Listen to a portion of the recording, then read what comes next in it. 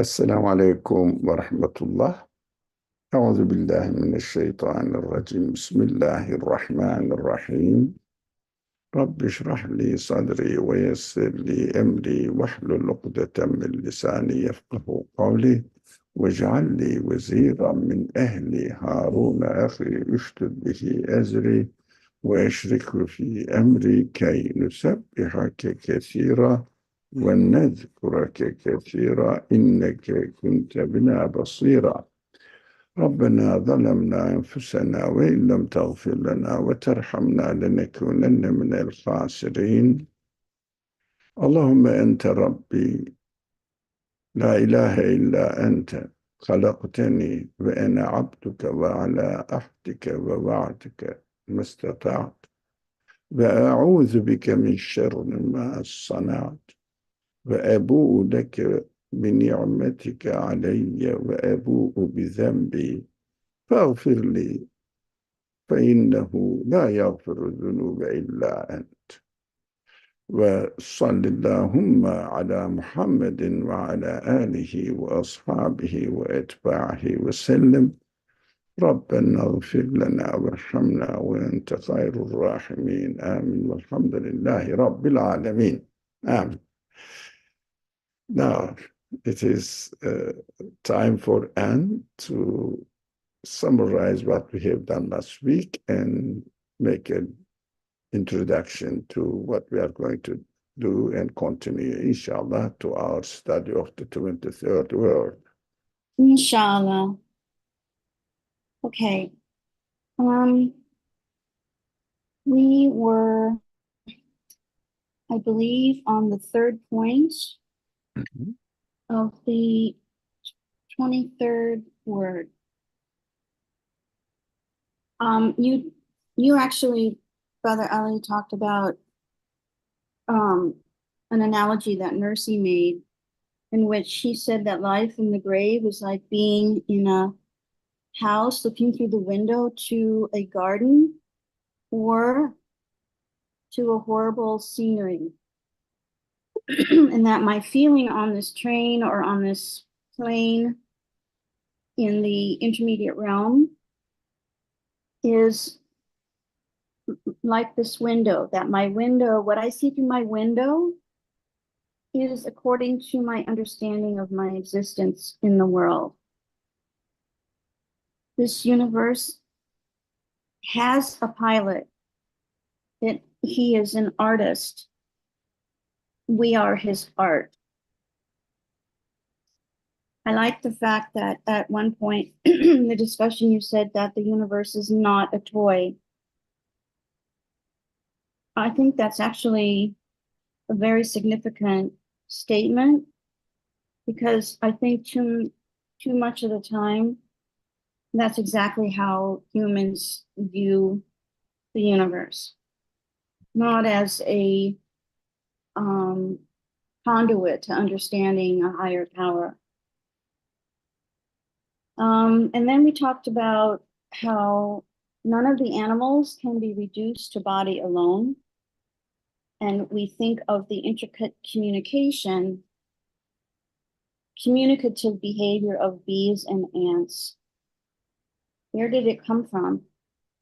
So while this isn't exactly in the text, it's definitely related to the text, because this is part of the intricate behavior. If you look at a bee or look at an ant, you have to wonder, how does it know what to do? Where did that knowledge, where did that behavior come from? And you can only conclude that it had to come from, it couldn't have come from an inanimate source or a source of this universe. And then we talked a little bit more about the analogy of the seed growing into a tree. In the intermediate realm, the spirit is trained to expect the seed will become a tree. Furthermore, our pilot is saying to us, however I treat the universe, so I will be treated when I die. I'm, and another way to put that is that I'm going to treat you as you thought of me. And then we talked about causes, and there were some bold-faced items in the text. One of them was one who requires true belief may challenge the whole universe and be saved from the pressure of events in accordance with the strength of his belief. We can talk about that a little bit more, but it essentially means that as long as you believe in a creator, no challenge, any challenge of the universe, you are relieved from the pressure of trying to challenge the problems that the universe gives you. Another point, bold face point was knowing that attempting causes is a sort of active prayer. And I further bold-faced a line in the text related to that, which is that reliance on God is not to reject causes altogether. It is rather to know that causes are a veil to the hand of power. Knowing this, if one knows this, then you can understand that attempting causes is a sort of act of prayer because you are simply obeying the order of the universe, and I will be given the result. And then this is coming to the end.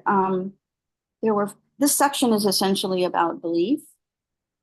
And Nursey talks about 4 stages of belief, but there's actually a 5th stage. The first stage is belief necessitates divine unity. Divine unity necessitates submission to God. Submission to God necessitates reliance on God. And reliance on God necessitates happiness in this world and the next. And then I believe Brother Ali added a 5th one, that happiness necessitates that we be thankful to him, and that these 4 or 5 stages of belief are a roadmap of human journey in this world. And that's where we left off. Thank you. Excellent summary. MashaAllah. I think you take notes. I'm the queen of note taking. Oh, thank you. It's a habit. It's a lifelong habit. Oh, good. Alhamdulillah. Never leave it, inshallah. Alhamdulillah. Thank you. It is very useful. It's very useful in the process of learning. You can't really learn without it. I take the notes on the sides of the books. Oh, yes. That's also note taking. So note taking, that is my habit. Oh, that counts. That's very important. So if you look at the books I read, they look like something lost. Right. Side notes. That's very important. Thank you. Now, we can continue because there are of course, the main subject is going to be around knowing that attempting causes is a sort of active prayer. Of course, this causes, what does it mean? We can put it into inverted commas. What do we mean by causes? Why Nursi uses the word causes? Are they really causes? Of course, it's a long story. But nowadays, everybody thinks that when I try to do something, as a result, if I obey the way the things are created, learn from the creation and obey it, and repeat the same thing in my life. So far I have seen that if I do something, this result is created. And this order never changes. Although what is created continuously changes. But the order of creation never changes.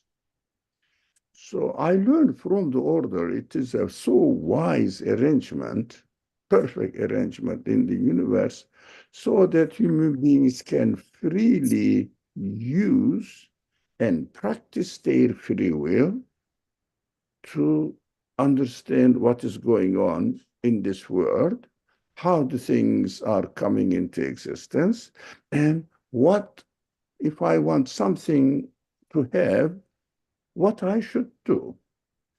This is the universe's order gives me the opportunity to make sure that if I obey the way the things are created, as I learned from the previous creation, the result is created as long as I obey it perfectly.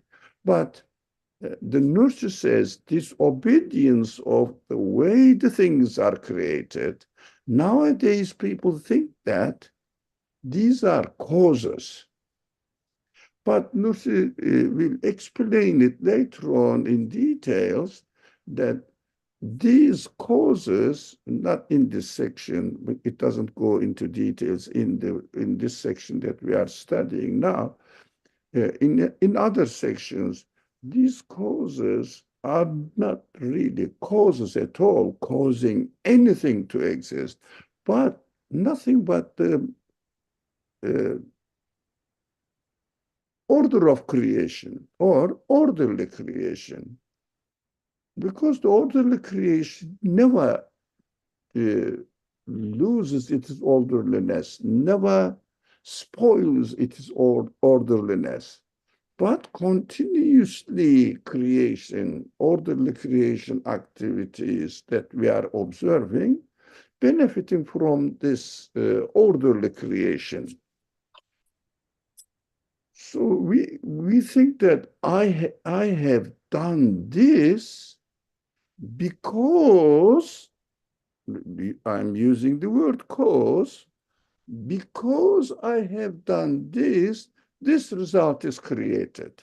Of course, if we are not careful when we say because, materialist mind says, this is the cause of the existence of the result. But the believers don't mean that. That is what I have asked the Creator. Because of my prayer, because of my supplication, by actively obeying the way the things are created, God granted me. But materialist mind hijacked this term and invented a phrase, cause and effect relationship in the creation. There is no such thing. I am just asking the Creator to create the result for me from the way that I learned from the previous creations. It has nothing to do with cause. But in human language, we use it because I asked this, God granted me that, the result of that thing. This confusion it's a very important confusion. When we although it is not within the text we are presently studying, when we study the nurse's writings, early writings, the nurse uses he doesn't use the word causes. He uses the word interesting, introducing to the next creation, introductions, or introductions of creations.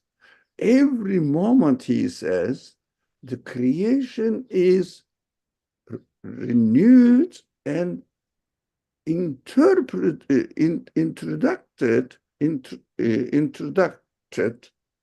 in a new form, but the same, following the same order.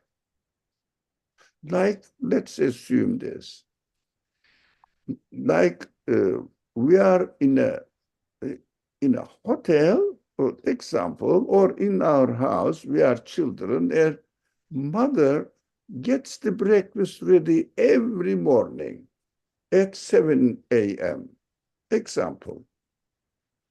Now, this is the order, but every time the content of breakfast changes, a new creation, a new creation. So this is the seed. Example, simple example. Let's say this is the or a chestnut seed. Now, I learned that if I use this seed and put in the soil, chestnut tree is created from my previous experience. What I do now, I want a chestnut tree in my garden, for example. I say, okay, let me take this chestnut seed and put it in the soil as I learned previously. That is an introduction from my side. Please, God, create a chestnut tree for me. That is my supplication. That is my active prayer, not verbal prayer only. Verbal prayer means, please, God, give me a chestnut tree. No, it doesn't. You have to actively pray. These actions that the Nursi used in his early writings, which are somewhere around 1910s. But, so he never used the word causes that time in his writings. Now, this writing, which is around 1930s, between late 1920s and early 1930s, the book is written. The book we are reading. He realized that people don't understand what introduction anything.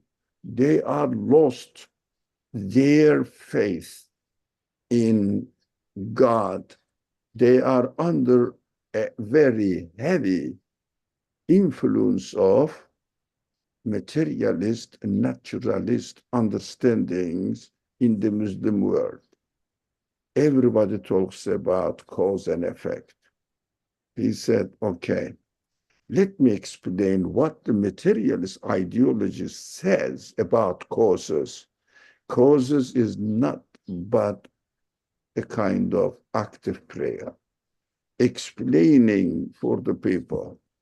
Now, thank God, the science developed, and we understand that now cause and effect is disappearing, at least in the expert physicists' eyes.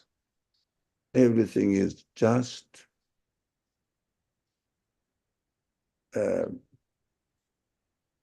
appearing and disappearing, appearing and disappearing. Nothing can sustain its existence at all. Wow.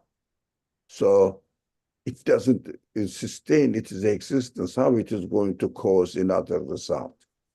So it is becoming more and more obvious for human minds that we cannot talk as far as the material side is concerned, that the matter is causing anything at all. It is just uh, how the word is translated. Uh, something shaking, appearing and disappearing with no time gap. How do you say that? A word for it in English? Vibrations. Vibrations. That's what new physicists are talking about. Why everything is just vibrating in its existence. Nothing can sustain in its existence for I don't know, fraction of a second. Impossible.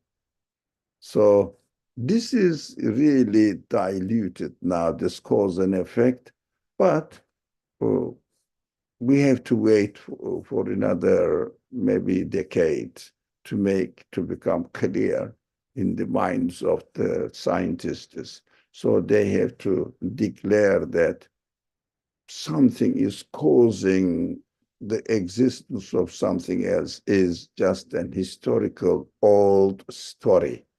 Inshallah, we will go back to Nursi's early terminology that every moment is a new introduction in existence.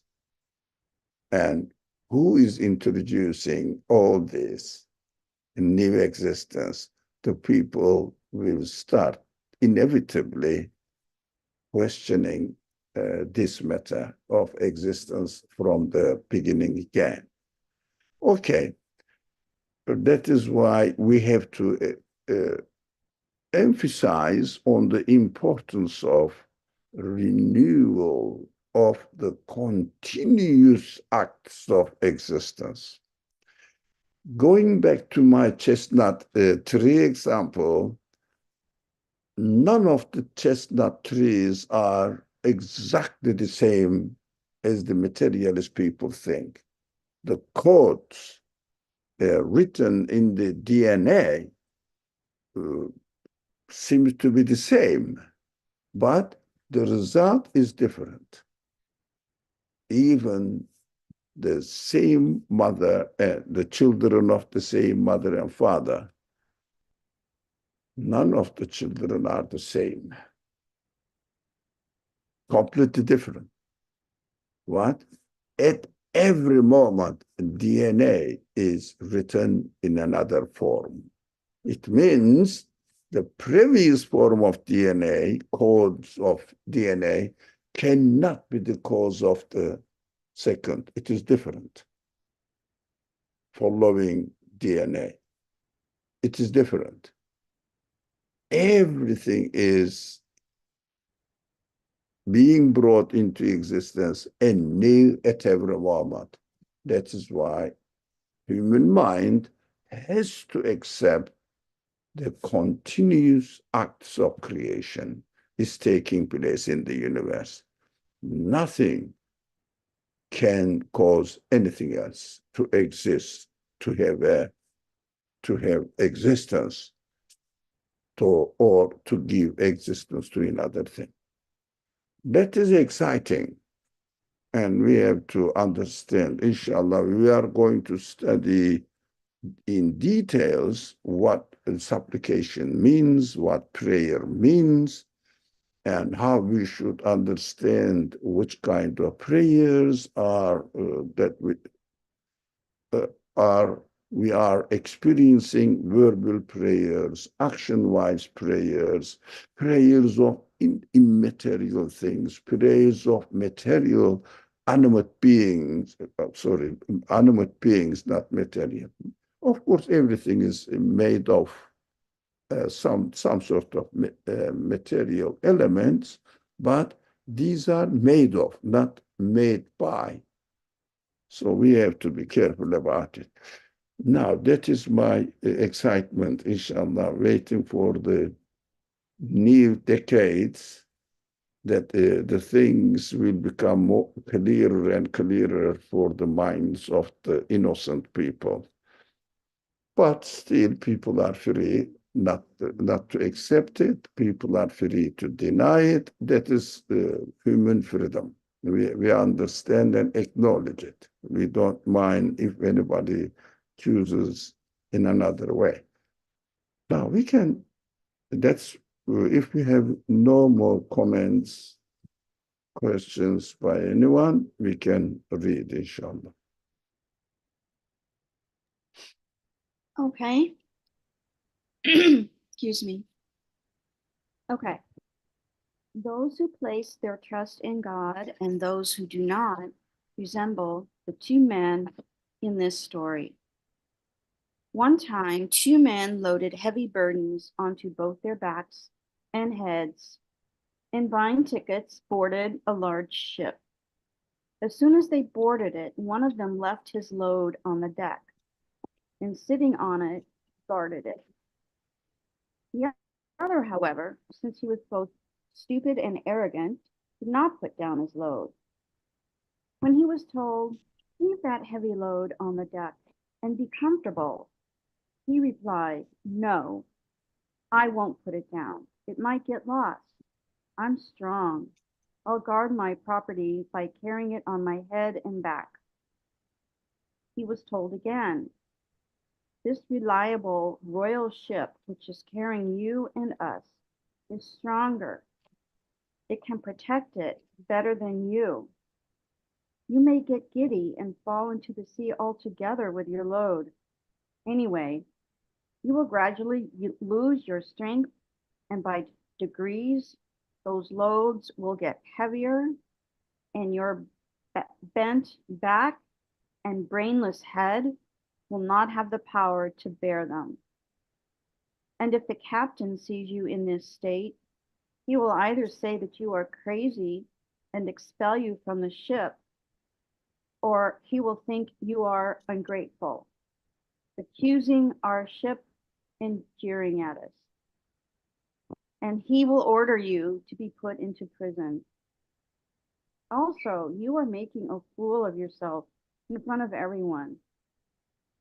For the perceptive see that you are displaying weakness through your conceit, impotence through your pride, and abasement and hypocrisy through your pretense, and have thus made yourself a laughing stock in the eyes of the people. Everyone's laughing at you. Whereupon the unfortunate man came to his senses. He put down his load on the deck and sat on it. He said to the other, "Ah, may God be pleased with you. I've been saved from that difficulty, from prison, and from making a fool of myself."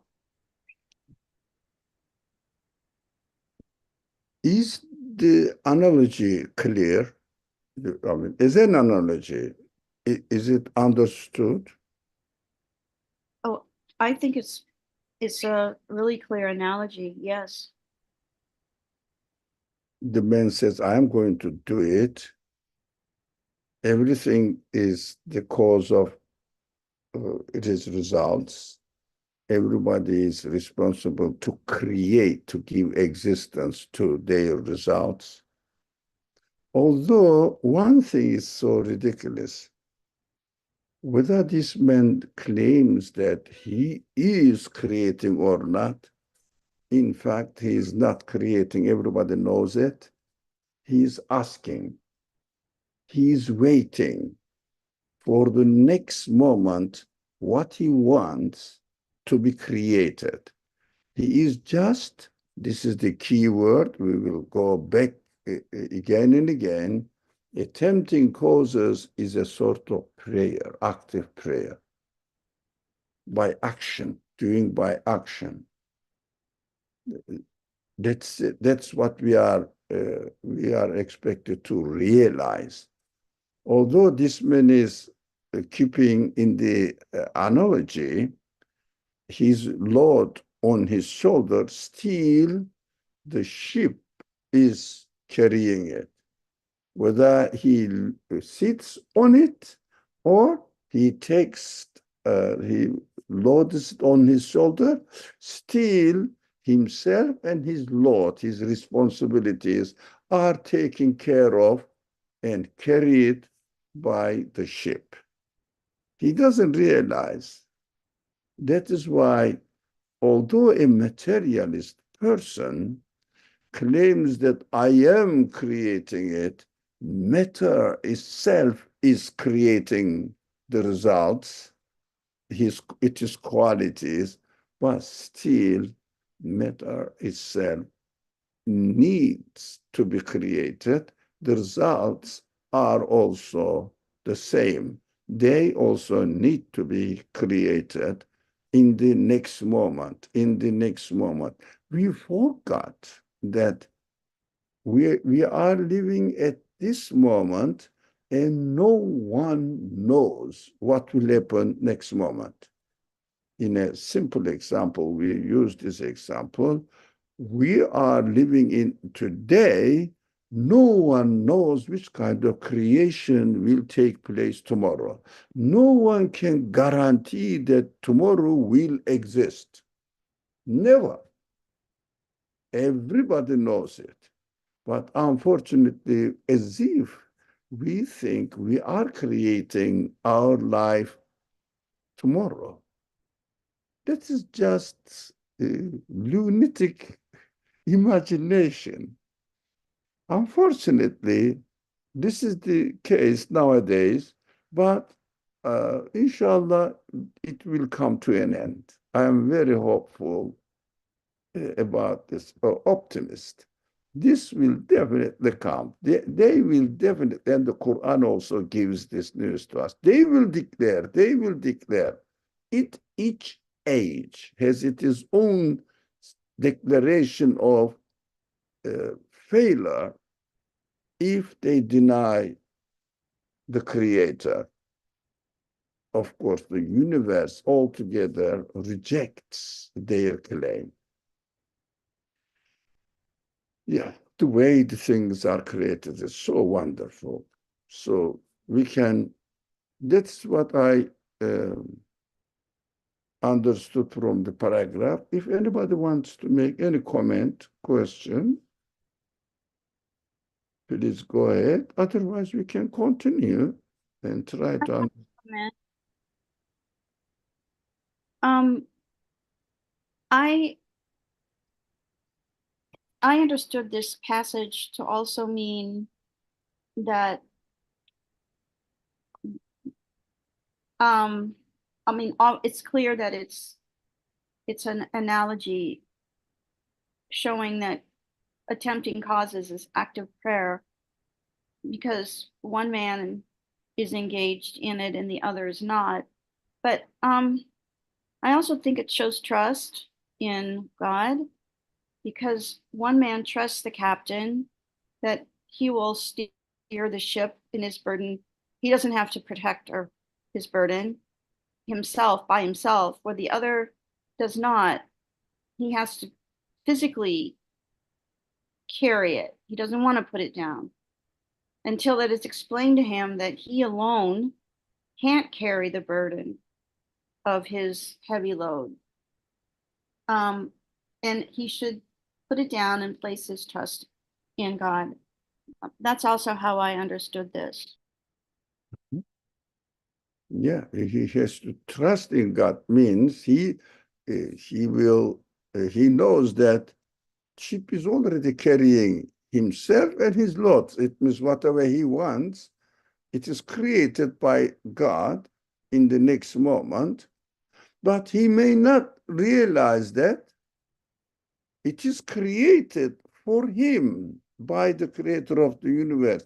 He thinks that he is guaranteeing his own life and he is manipulating his own life. No, he's just asking, and God is creating. This is just a matter of one's understanding, mentality, how we feel it. Somebody's worrying that what will happen to me, to my child, or to my property, worrying. Well, however you worry, only you can get result whatever you do in the form of prayer by obeying the orderly creation established by the Creator. If you obey the orderly creation, God guarantees that he will create it. And if you are cautious of it, you trust God. But trusting God, everybody knows, doesn't mean that I'm not going to do anything. God says, if you don't do anything, I will not create for you what you want. That is God's way of promising that he will respond to the demands, expectations of human beings if they obey physically the way the creation is taking place. And the result is belief requires trust in God. I think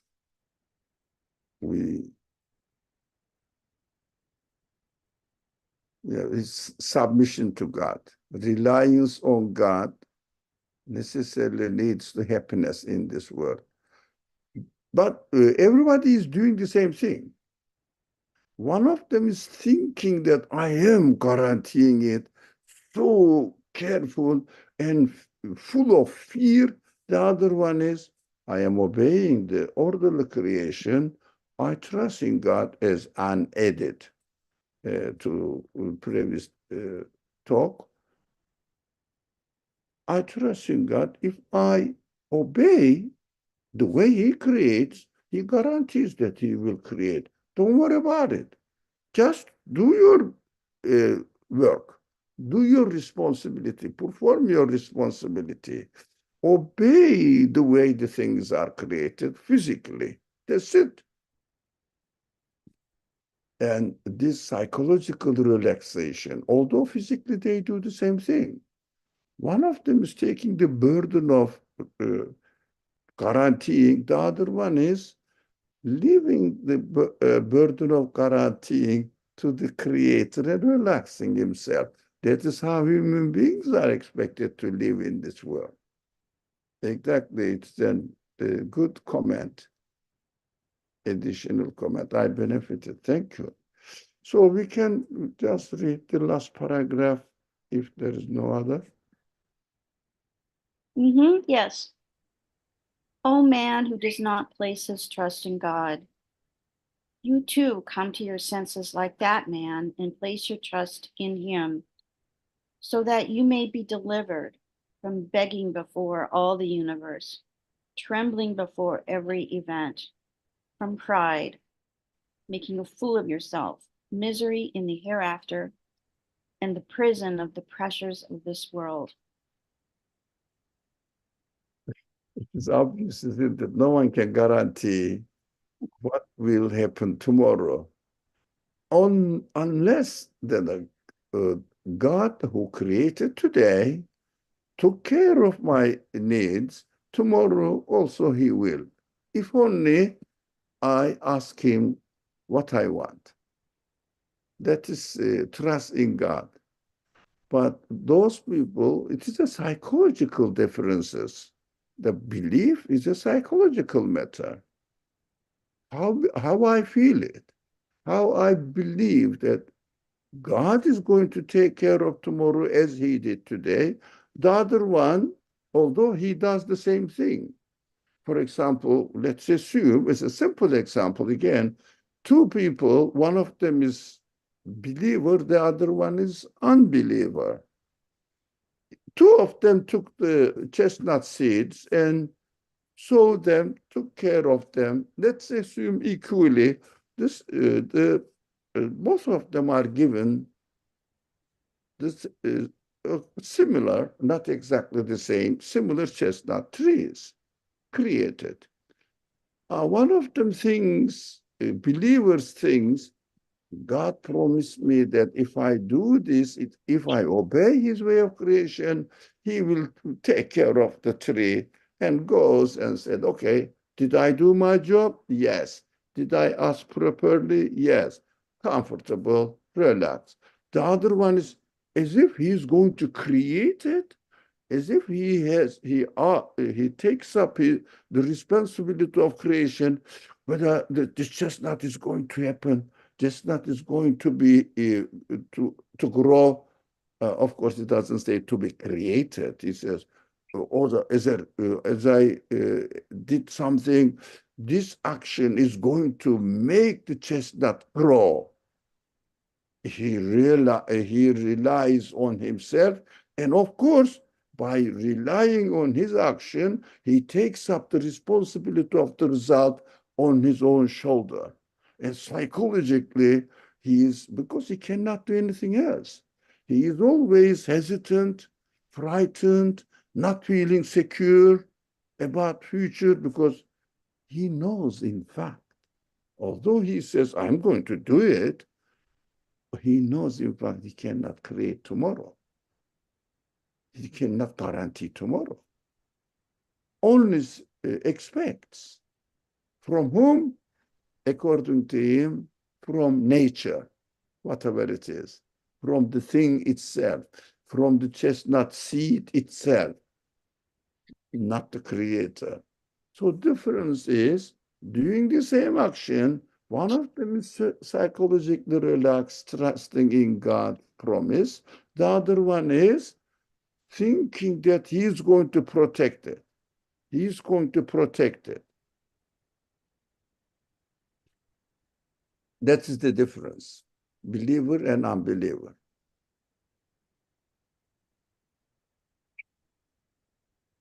Any comment? We can go to the first point. Fourth point. Belief makes man into man. Indeed, it makes him into a king. Since this is so, man's basic duty is belief and supplication. Unbelief makes him into an extremely impotent beast. One of thousands of proofs of this matter, the differences in the way animals and man come into the world, are a clear indication and decisive proof. Yeah. Now, I think there is no, I felt everything is clear. Man belief makes man into a human being. A human being, indeed, it makes him into a king. What does it mean, into a king? Uh, Now, I explained in this blue writing, everything in the universe serves human beings. It means universe is created for me by my creator. But that is our belief. It lets the person experience this feeling. Universe is given to me. Look at the sun, look at the atmosphere, or the clouds taking care of. Earth is all the reserves in the soil, in the seas, with thousands of, hundreds of thousands of different fish ready for me to use. If only I don't spoil them. I don't spoil or I don't pollute the sea. Fresh, very nourishing, the best food. Fish is prepared free. We do nothing. Even a farmer may do some work on them, but for fish is free. And it's millions, trillions of them. One fish lays seeds, 1 million seeds at once. That's what I read. It is amazing. God is guaranteeing no worry, no worry. I'll take care of it. If only you know that I am taking care of it. Otherwise, you will follow your caprices, spoil everything, and I will say, okay, Responsibilities on you. I will create a dirty, polluted ocean for you. You will suffer. That is what we have been experiencing now. So, universe is given to my service. That's why the text says human beings becomes a king through belief. And belief and supplication, again, we have to go back to this phrase, knowing that supplication means knowing that attempting causes is a sort of active prayer. Ah, I am asking God as if I am placing an order form. Please, manufacturers, send me this. That's it. I'm not producing it. No one is producing it, by the way, whether they believe or not. Just putting there or uh, laying their order form. I want this, physically doing that. That's it. Result is created. No one can create a chestnut tree. Nothing. Even human beings cannot. How an unconscious matter can do it. Let me see, somebody has written something. Sarah, 1,000,000 next Allah was one. Such promise, generosity, bounty. Okay, Allah's kindness. Thank you, thank you. Thank you, sir. All right.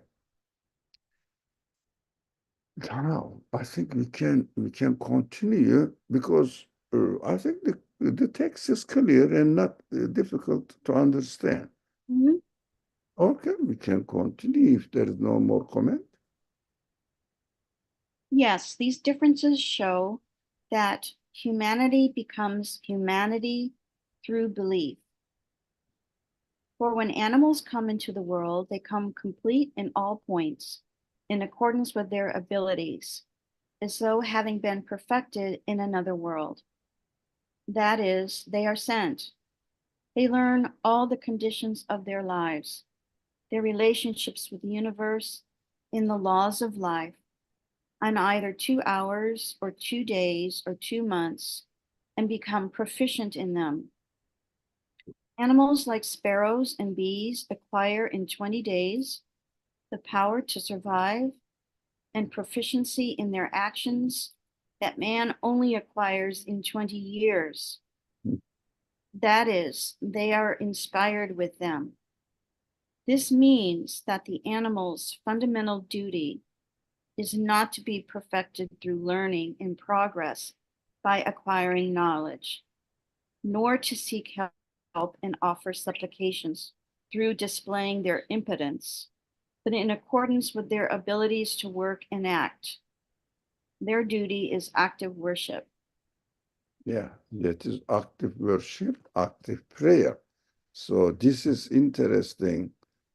That means the animal's fundamental duty is not to be perfected through learning and progress by acquiring knowledge, nor to seek help and offer supplication through displaying their impotence, but in accordance with their abilities to work and act.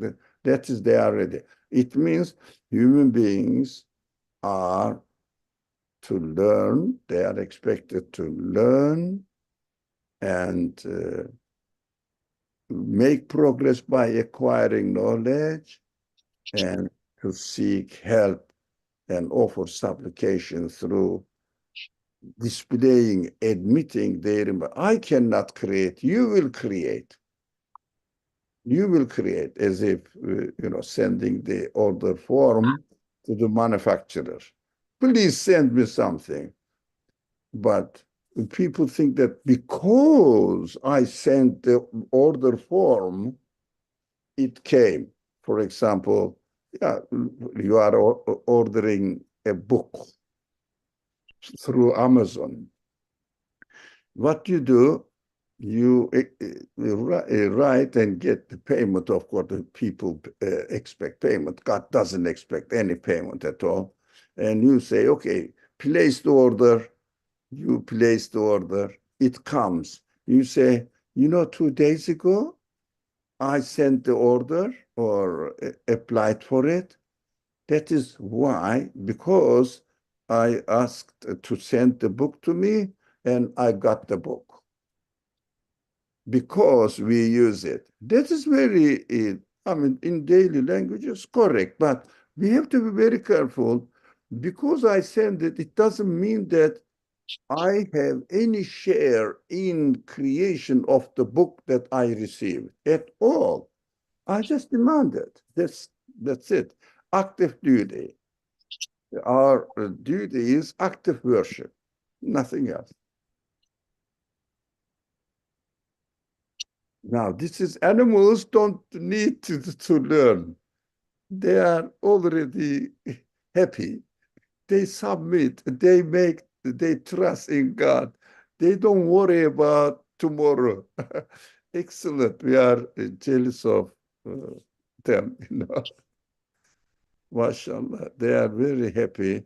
The only problem with human beings, if they don't lay their trust in God, otherwise human beings can be happy, no problem at all. Just do your duty, trust in God, inshallah. Now, before the time is up, let's see what a human responsibility is. Yes. Okay. As for man, he needs to learn everything when he comes into the world. He is ignorant and cannot even learn completely the conditions of life in 20 years. Indeed, he needs to go on learning till the end of his life. Also, he is sent to the world in a most weak and impotent form and can only rise to his feet in 1 or 2 years. Only in 15 years can he distinguish between harm and benefit. And with the help of mankind's experience, attract things advantageous to him and avoid others that are harmful. This means that man's innate duty is to be perfected through learning and to proclaim his worship of God and servitude to him through supplication. That is to say, it is to know the answers of the questions. Through whose compassion is my life so wisely administered in this way? Through whose generosity am I so kindly raised? Through whose graciousness am I so delicately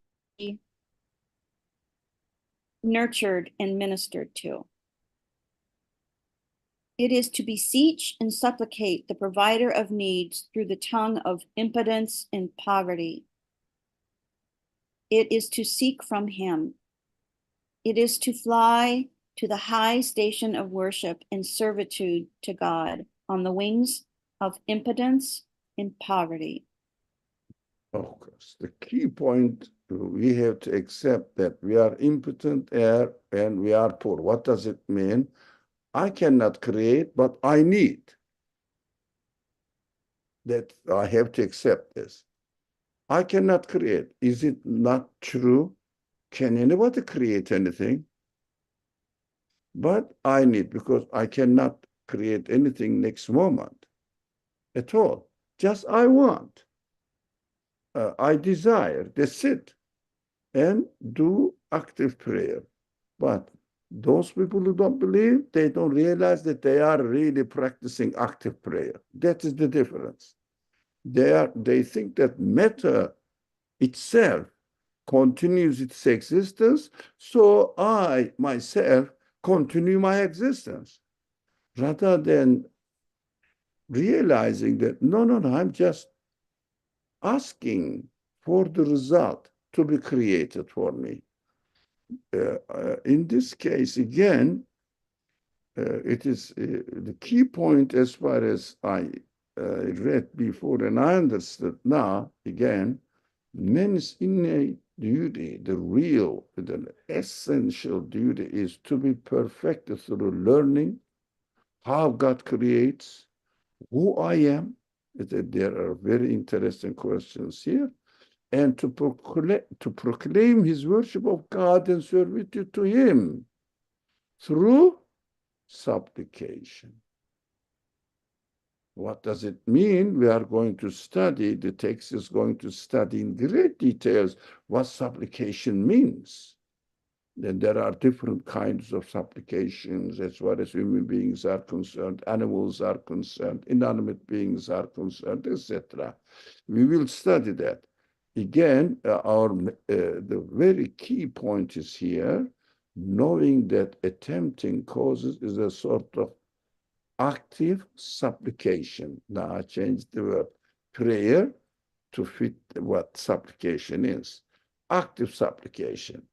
Doing it physically, but knowing that I'm not creating it. That is to say, it is to know, sorry, it is to know the answers of the questions. Now, belief results in knowing this, through whose compassion is my life so wisely administered in this way. Who prepared me with these qualities and I appear to exist in this world? Through whose generosity am I so kindly raised? Look, taking care of everything, everything. No one knows what's going on in his stomach, in his heart and lungs and kidneys. No one knows what is going on in my mind, in my all my tongues and teeth. And who provided them? No one knows. Who kindly prepared for me? Here it is, very kind lips and very hard teeth. And the teeth, look at the teeth, how they are. In the front, sharp. The others are wider on the top. Perfectly arranged. And the mouth, and unimaginable perfection. Yeah. Through whose generosity I am so delicately nurtured and ministered to. Who is doing this? We have to be honest. Yeah, the conclusion, it is to beseech and supplicate the provider of needs, not me. Provider of needs through the tongue of impotence and poverty. We have to be modest. We have to accept who we are. We are always the recipients. It is to seek from him. It is then, this is what station of, the highest station of worship. It means human beings becomes a real human. But servitude to God, what does it mean? Are we serving God or are we serving ourselves? Or God is serving us? Which one? So I needed to add this explanation here. Servitude to God means, as far as I understood, acting in the way he created us. Now, so serving his purpose of creating. I'm not serving him, himself. I am just perfectly using the way I am created so that my creator will say, that is what I created you, and you utilized it perfectly. I am very pleased with you. That is what we mean by God will be pleased with you, will be pleased with you, means you will not spoil the way you are created. So be careful, watch out for yourself, not to contradict the way you are created. Only this way that your God will be pleased with you, because you didn't disregard it, you didn't respond back as an ungrateful. It is me, I take care of my health. I'm very careful about my nourishment, about my diet.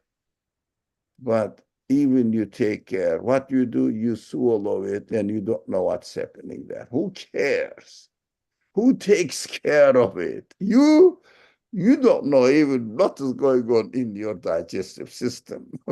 You never know nothing. You cannot control it. But you are asking. Come on, you are asking from the Creator. Be modest, man. Be modest, realistic to create it for you. Say, I asked, my Creator gave me the healthy life. I am very, very happy with Him. If you accept this, your God will be pleased with you. Otherwise, we are not serving God at all. What am I doing for God to do? What am I doing? The creator of the universe needs my help. It is better not to be the creator than if he needs my service.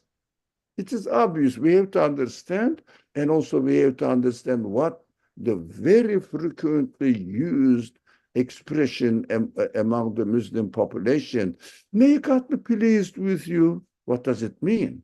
It means you will be straight in the way you are created. Be careful not to deviate your reality, not to misuse your reality. It is a reminder.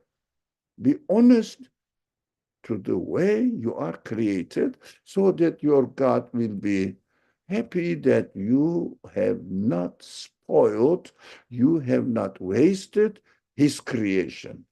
I think we have to rephrase this kind of expressions and understand what we mean by these very phrases that we use every day for each other. I don't think we are very conscious of it. I wasn't very conscious of it before I read this kind of texts. Alhamdulillah. So, time is up. Let me see. Okay, let's continue next week if you don't mind. No, Time. that makes sense. This is a good place to stop. Yeah.